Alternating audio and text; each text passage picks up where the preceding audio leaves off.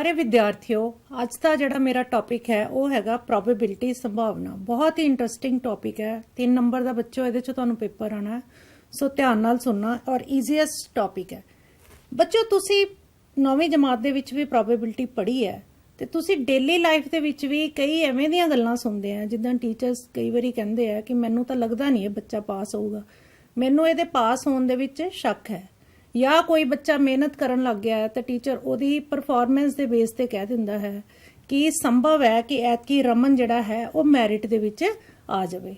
या जदों भी क्रिकेट दे मैच हुंदे आ या फुटबॉल दे मैच हुंदे आ असीं ये गैस लगाने हैं कि अज जिहड़ा इंडिया जितेगा या अज इहदे जितन दे आसार ज़्यादा है। सो इहो जी जिहड़ी अनिश्चितता वालियां जिहड़ियां टर्म्स है जिद्दां संदेह है, शक है या संजोग है, इस तरह दीयां जिहड़ियां टर्म्स है इन्हां दी अनिश्चितता नूं असीं संख्यात्मक तौर दे उत्ते माप सकते हैं। ये तुसीं 9वीं जमात दे विच बच्चों पढ़ के आए हैं ते इन्हां दा जिहड़ा संख्यात्मक रूप दे विच माप है उस नूं असीं की कह दिंदे आ संभावना। सो की डेफिनेशन हुई प्रोबेबिलिटी दी कि अनिश्चितता दा माप ही संभावना अखवांदा है, या असीं इंग्लिश दे विच कह सकते हैं probability is a measure of uncertainty. So बच्चों तुसी 9th जमात दे विच जिहड़ी संभावना पढ़ी सी दैट वाज एक्सपैरीमेंटल प्रोबेबिलिटी। उहदे विच असीं की करदे सीगे कि प्रयोग नूं असीं कर करके देखदे सी, वार-वार कोशिशां करदे सीगे ते ओहदा जिहड़ा फार्मूला साडे कोल की डिवेलप होया सी कि number of trials in which event has occurred divided by की लिया सी असीं टोटल नंबर ऑफ ट्रायल्स।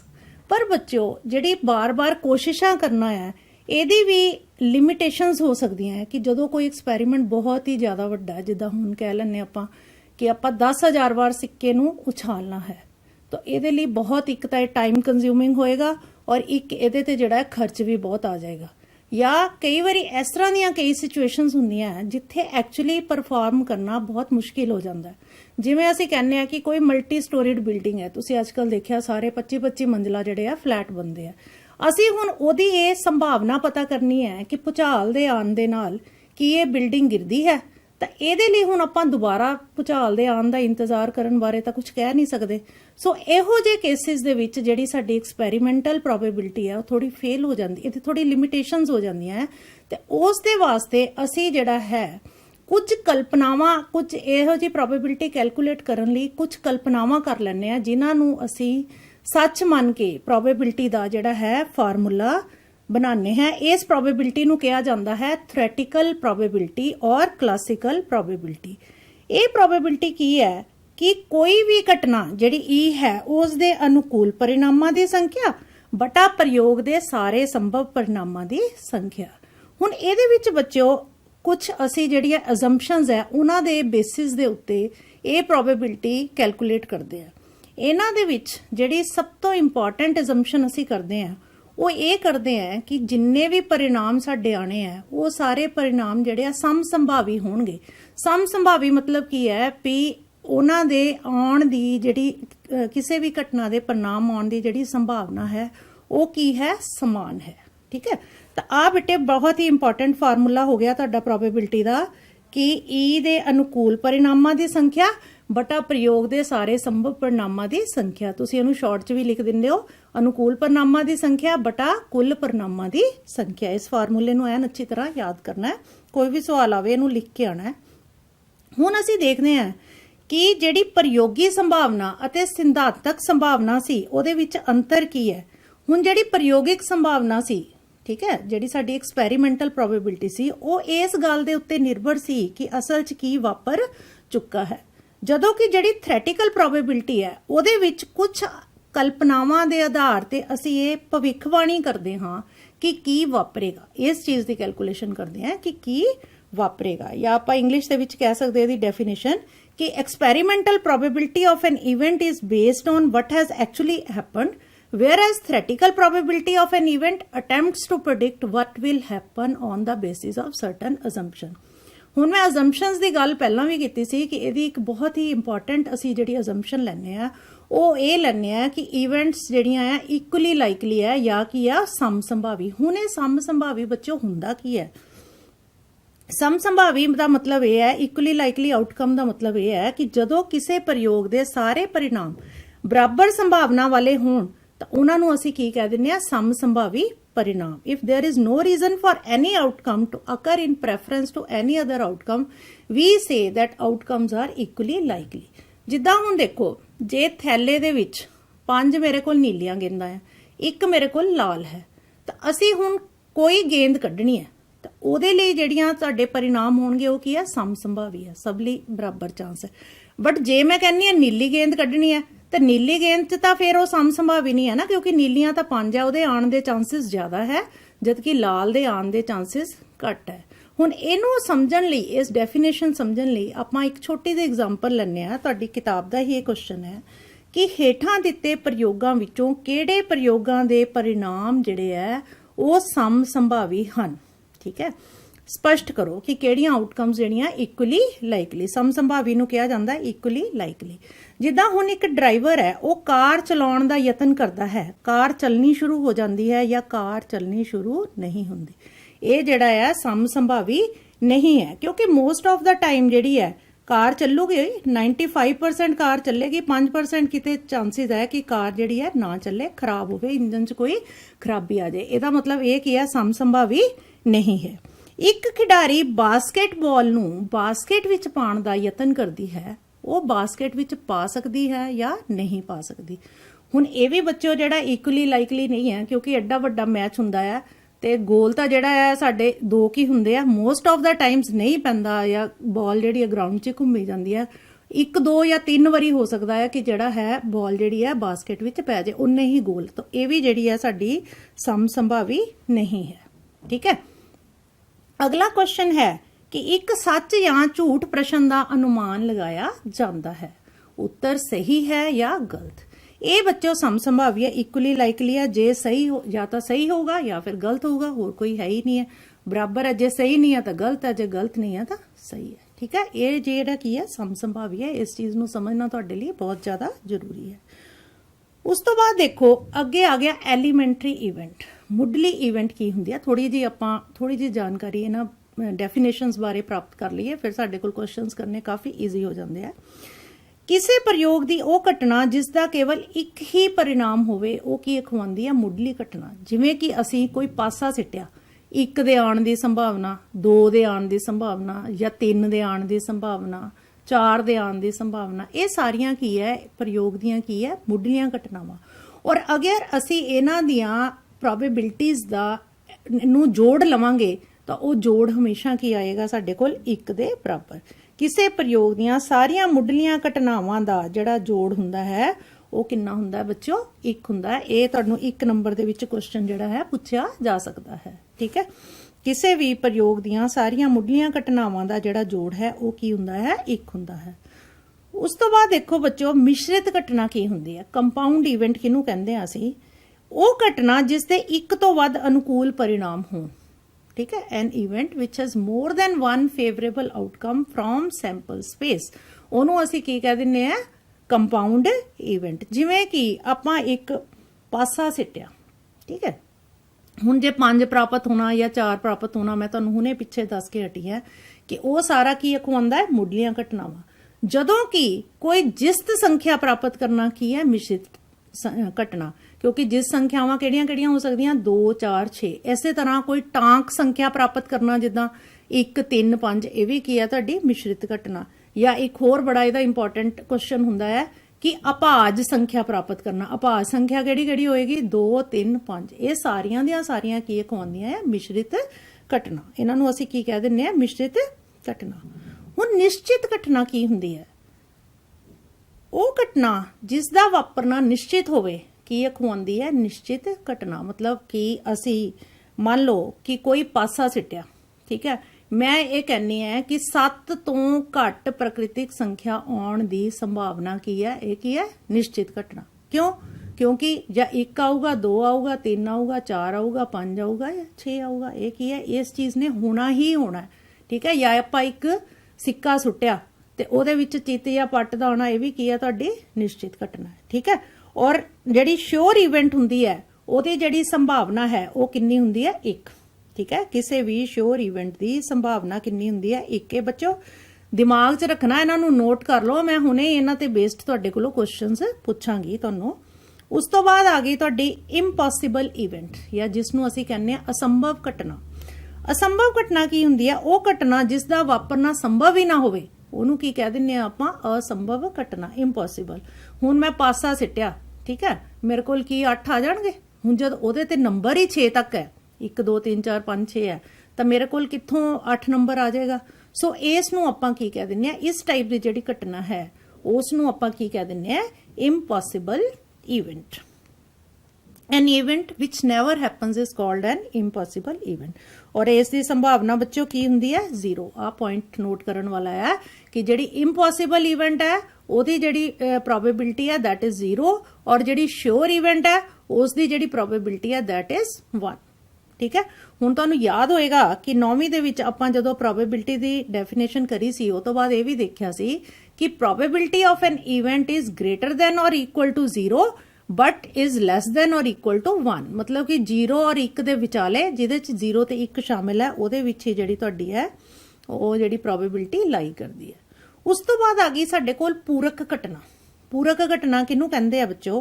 ਕਿ ਜੇ ਈ ਕੋਈ ਘਟਨਾ ਹੈ, ਠੀਕ ਹੈ, ਮੰਨ ਲਓ ਈ ਕੋਈ ਘਟਨਾ ਹੈ ਕਿਸੇ ਦੀ ਐਕਸਪੈਰੀਮੈਂਟ ਦੀ, ਤਾਂ ਘਟਨਾ ਈ ਨਹੀਂ ਹੈ ਨੂੰ ਨਿਰੂਪਿਤ ਕਰਨ ਵਾਲੀ ਘਟਨਾ, ਇਹਨੂੰ ਆਪਾਂ ਕਾਹਦੇ ਨਾਲ ਲਿਖਦੇ ਆ ਬੱਚੋ? ਈ ਬਾਰ ਨਾਲ।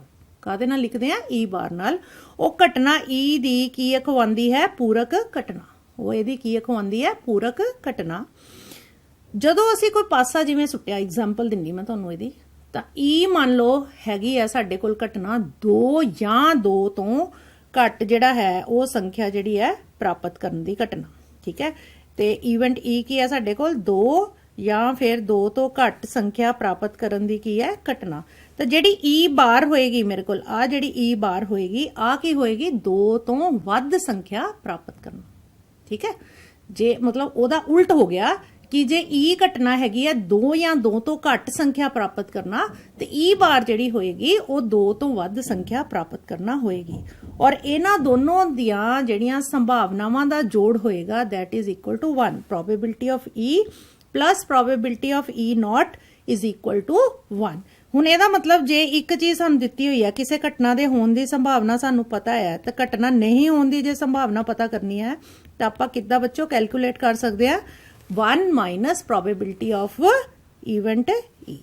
ਠੀਕ ਹੈ, ਇਹ ਯਾਦ ਰੱਖਣਾ, ਇਹ ਵੀ ਕਾਫੀ ਇੰਪੋਰਟੈਂਟ ਰਿਜ਼ਲਟ ਹੈ, 1 ਨੰਬਰ ਚ ਆ ਸਕਦਾ ਹੈ।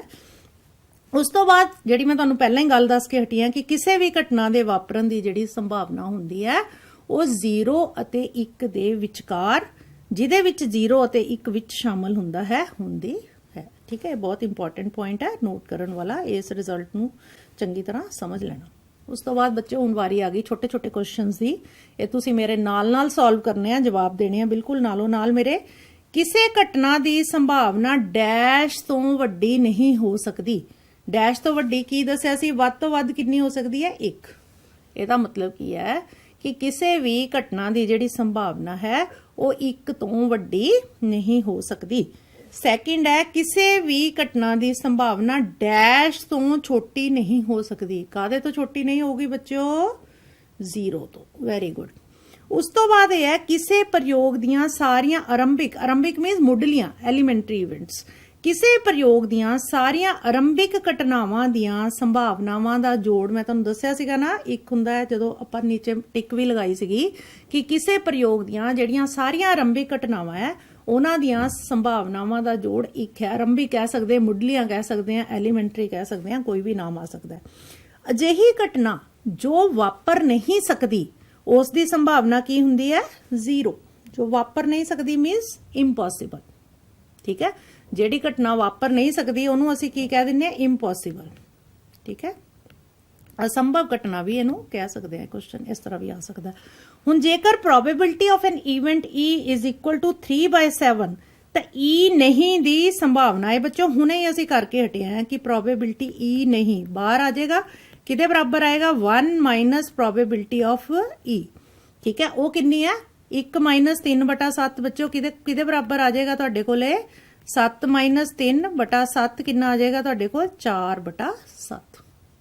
ਠੀਕ ਹੈ, ਇੱਕ ਨਿਸ਼ਚਿਤ ਘਟਨਾ ਦੀ ਜਿਹੜੀ ਸੰਭਾਵਨਾ ਹੈ ਉਹ ਕਿਹਦੇ ਬਰਾਬਰ ਹੁੰਦੀ ਹੈ? 1। ਨਿਸ਼ਚਿਤ ਘਟਨਾ ਮੀਨਸ ਸ਼ੋਰ ਇਵੈਂਟ। ਨਿਸ਼ਚਿਤ ਘਟਨਾ ਮੀਨਸ ਸ਼ੋਰ ਇਵੈਂਟ, ਇਹਦੀ ਸੰਭਾਵਨਾ ਕਿਹਦੇ ਬਰਾਬਰ ਹੁੰਦੀ ਹੈ ਸਾਡੇ ਕੋਲ? 1 ਦੇ। ਉਹ ਘਟਨਾ ਜਿਸ ਦਾ ਕੇਵਲ ਇੱਕ ਹੀ परिणाम ਹੋਵੇ ਕੀ ਅਖਵਾਉਂਦੀ ਹੈ ਮੁੱਢਲੀ ਘਟਨਾ ਕੀ ਅਖਵਾਉਂਦੀ ਹੈ ਮੁੱਢਲੀ ਘਟਨਾ ਜਾਂ ਜਿਹਨੂੰ ਅਸੀਂ ਕਹਿ ਦਿੰਦੇ ਆ ਐਲੀਮੈਂਟਰੀ ਘਟਨਾ ਜਾਂ ਆਰੰਭਿਕ ਘਟਨਾ ਕੀ ਕਿਸੇ ਦੀ ਘਟਨਾ ਦੀ ਸੰਭਾਵਨਾ 5/2 ਹੋ ਸਕਦੀ ਹੈ ਹੁਣ ਬੱਚੋ ਸੋਚੋ 5/2 ਜਿਹੜਾ ਹੈ ਇਹ 2 ਤੋਂ ਵੀ ਜ਼ਿਆਦਾ ਹੋ ਗਿਆ ਅਸੀਂ ਤਾਂ ਕਿਹਾ ਸੀ ਕਿਸੇ ਘਟਨਾ ਦੀ ਸੰਭਾਵਨਾ ਜਿਹੜੀ ਹੈ 1 ਤੋਂ ਵੱਧ ਹੋ ਹੀ ਨਹੀਂ ਸਕਦੀ ਇਹਦਾ ਮਤਲਬ ਕੀ ਹੈ ਨਹੀਂ ਹੋ ਸਕਦੀ ਕੀ ਹੈ ਨਹੀਂ ਹੋ ਸਕਦੀ ਹੇਠ ਲਿਖਿਆਂ ਵਿੱਚੋਂ ਕਿਹੜੀ ਕਿਸੇ ਘਟਨਾ ਦੀ ਸੰਭਾਵਨਾ ਨਹੀਂ ਹੋ ਸਕਦੀ ਇੱਕ ਹੈਗਾ ਤੁਹਾਡੇ ਕੋਲ 2/3 2/3 ਜਿਹੜਾ ਹੈ 1 ਤੋਂ ਛੋਟਾ ਹੈ 15% ਮੀਨਸ 15/100 0.7 ਮੀਨਸ ਇਹ 0.7 ਹੈ ਬੱਚਿਓ 0.7 ਮੀਨਸ 7/10 ਇਹ ਵੀ ਜਿਹੜਾ ਹੈ ਤੁਹਾਡਾ 1 ਤੋਂ ਘੱਟ ਹੈ ਇਹ ਵੀ ਜਿਹੜਾ ਤੁਹਾਡਾ ਮਤਲਬ ਪੋਸੀਬਿਲਿਟੀ ਹੈ ਹੁਣ ਇੱਥੇ ਜਿਹੜਾ ਕੀ ਹੈ ਮਾਈਨਸ ਜਿਹੜੀ ਹੈ ਕਿਸੇ ਦੀ ਸੰਭਾਵਨਾ ਨਹੀਂ ਹੋ ਸਕਦੀ ਇਹਦਾ ਮਤਲਬ ਆਨਸਰ ਕੀ ਆਏਗਾ ਤੁਹਾਡੇ ਕੋਲ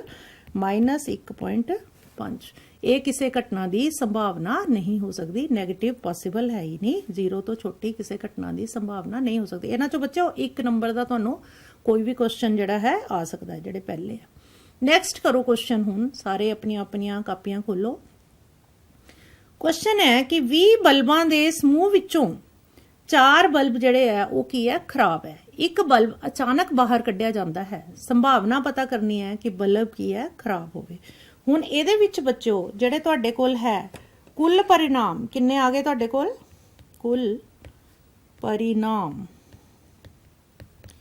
ਕਿੰਨੇ ਆ ਗਏ ਬੱਚਿਓ 20 ਠੀਕ ਹੈ ਖਰਾਬ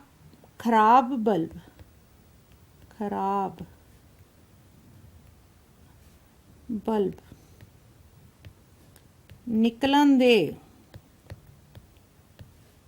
ਅਨੁਕੂਲ परिणाम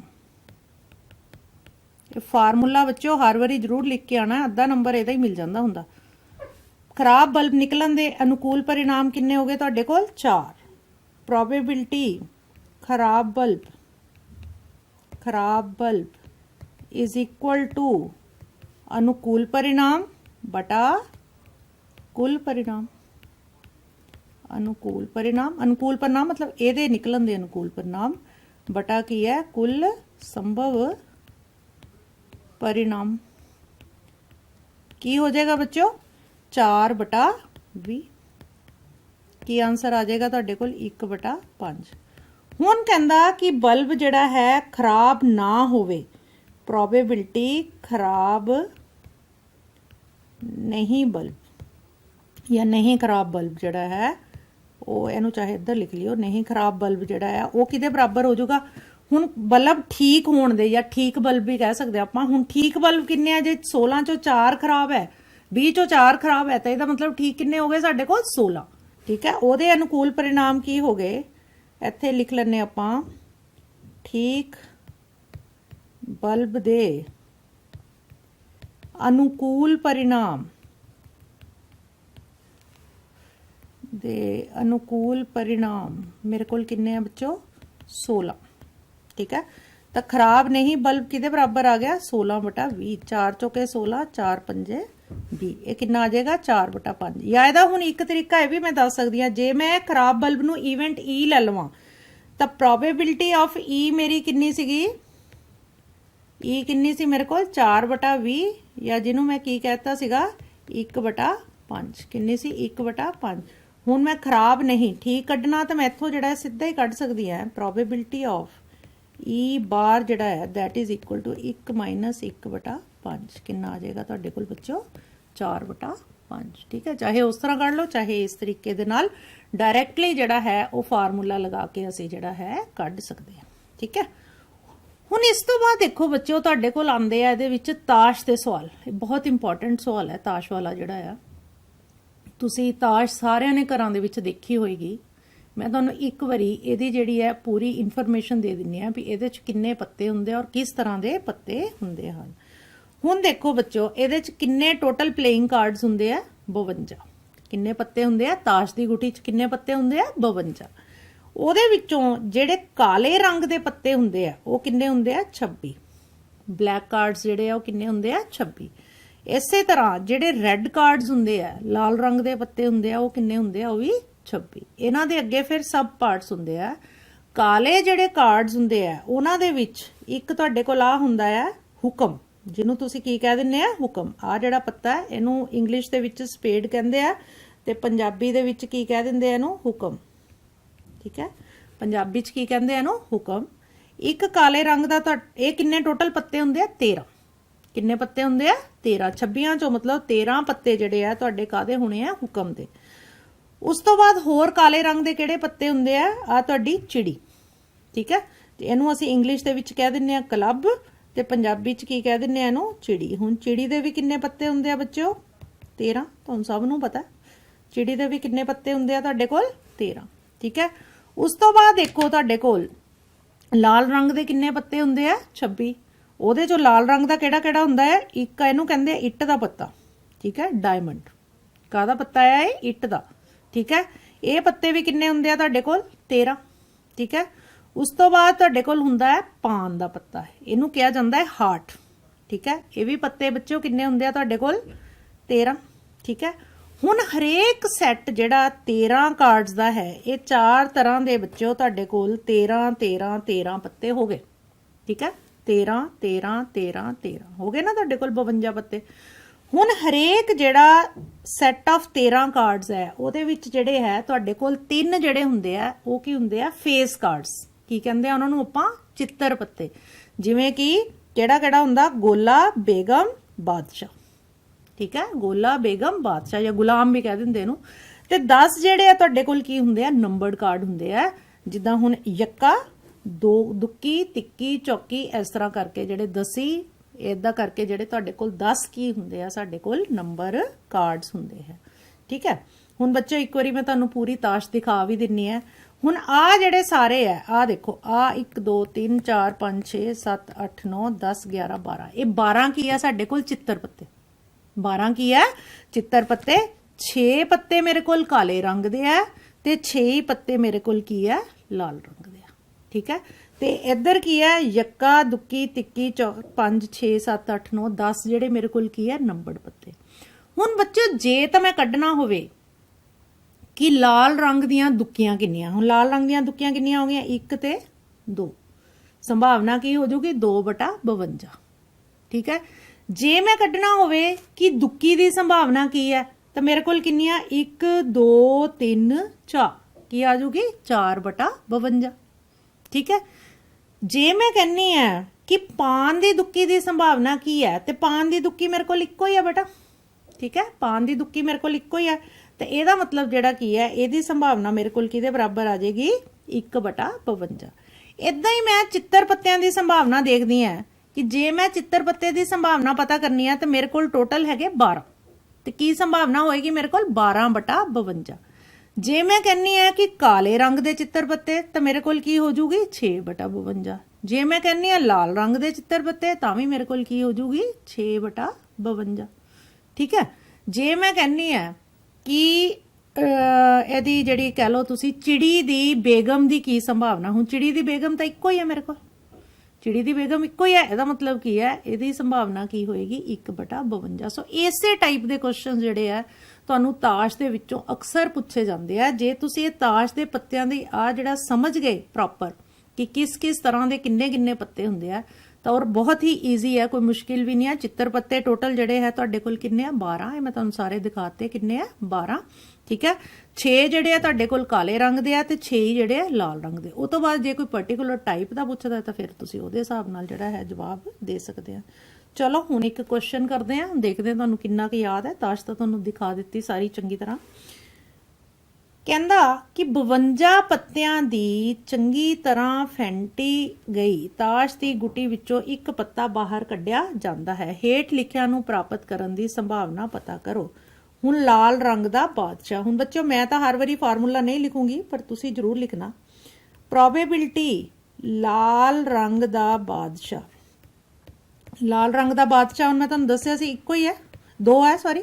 ਇੱਕ ਜਿਹੜਾ ਤੁਹਾਡਾ ਹੋਏਗਾ ਪਾਨ ਦਾ ਤੇ ਇੱਕ ਜਿਹੜਾ ਹੋਏਗਾ ਤੁਹਾਡਾ ਇੱਟ ਦਾ, ਤੇ ਇਹ ਕੀ ਆ ਜਾਏਗੀ ਤੁਹਾਡੇ ਕੋਲ 2/52। ਕੁੱਲ ਪਰਿਣਾਮ ਜਿਹੜੇ ਆ ਸਾਡੇ ਕੋਲ ਕਿੰਨੇ ਆ, 52। ਇਹ ਤਾਂ ਚੀਜ਼ ਤੁਹਾਨੂੰ ਕ੍ਰਿਸਟਲ ਕਲੀਅਰ ਹੋਣੀ ਚਾਹੀਦੀ ਹੈ ਕਿ ਕਿਉਂਕਿ ਟੋਟਲ ਜਿਹੜੇ 52 ਪੱਤੇ ਆ ਤੇ ਇਹਦਾ ਮਤਲਬ ਕੁੱਲ ਸੰਭਾਵੀ ਪਰਿਣਾਮ ਜਿਹੜੇ ਆ ਸਾਡੇ ਕੋਲ ਉਹ ਕਿਹਦੇ ਬਰਾਬਰ ਹੈ, 52 ਦੇ। ठीक है। प्रोबेबिलिटी लाल रंग का जिहड़ा बादशाह है वो किहदे बराबर आ जाएगी 2/52। सैकेंड पार्ट है एक तस्वीर वाला पत्ता। हुण तस्वीर वाले पत्ते दे अनुकूल परिणाम किन्ने आ? तस्वीर वाले पत्ते दे अनुकूल परिणाम किन्ने बच्चों? 12 दिखाए से तुहानू मैं पत्ते। फिर प्रोबेबिलिटी तस्वीर वाला पत्ता, तस्वीर वाला पत्ता की हो जाएगी तुहाडे कोल 12/52। ठीक है, ये किहदे बराबर आ जाएगी 4 × 12 3/13 दे बराबर। ठीक है। उस तो बाद थर्ड जिहड़ा है लाल रंग दी तस्वीर, प्रोबेबिलिटी लाल रंग दी। हुण जे 12 है तो 12 चों 6 लाल है 6 काले है, की आ जाएगा प्रोबेबिलिटी लाल रंग दा तस्वीर वाला पत्ता। ये बच्चों की आ जाएगी तुहाडे कोल 6/52, या इनू तुसी कह सकते हैं 2 × 6 3/26। उस तो बाद है जी पान दा गुलाम, प्रोबेबिलिटी पान दा गुलाम। हुण मैं दस्सिया सी पान दा गुलाम तो इक्को ही है, टोटल गुलाम 4 है, पर पान दा गुलाम किन्ना? इक्को ही, की आ जाएगी 1/52। आ तुहाडा सीगा फोर्थ पार्ट। उस तो बाद जिहड़ा है तुहाडा फिफ्थ पार्ट की है हुक्म दा पत्ता। फिफ्थ पार्ट की है प्रोबेबिलिटी। बच्चों नाल बोलना है तुसी। हुण हुक्म दे पत्ते किन्ने आ? साडे कोल किन्ने सीगे? हरेक तरह दे किन्ने सीगे? 13 पत्ते। हुक्म दे भी 13 सी, इट दे भी 13 सी, पान दे भी 13 सी, चिड़ी दे भी 13 सी। ਇਹਦਾ मतलब हुक्म दा पत्ता किहदे बराबर आ जाएगा 13/52। किन्ना आ जाएगा 1/4। लास्ट सीगा साडे कोल प्रोबेबिलिटी इट दी बेगम।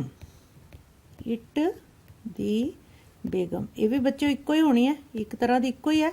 ਇਹਦਾ मतलब ਇਹਦਾ आंसर भी तुहाडे कोल की आ जाएगा 1/52। सो तो बड़ी